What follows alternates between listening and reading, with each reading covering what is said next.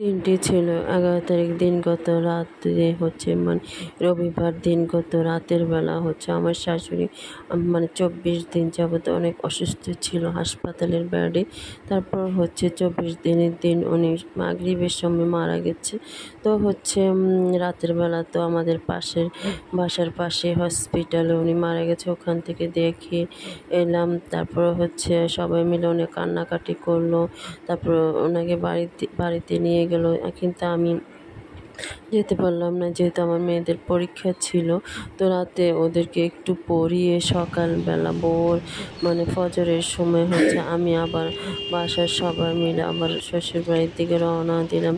যেহেতু যেতে 10 মিনিট লাগে, তো ওখানে যে জানাজা তো ওনার সব জানাজা ওনাকে কবরস্থানে কবর দেওয়া হওয়ার পরে 2টা আমার মেয়েদের পরীক্ষা ছিল। তো আমি একটাই বাসায় এসে ওদেরকে স্কুল দিয়ে পরীক্ষা দেওয়ার পরে আবার সন্ধ্যায় আমি বাড়িতে ফিরলাম আর কি। আসলে দিনটা আমাদের অনেক খারাপ গেছে, সবার মন অনেক খারাপ ছিল।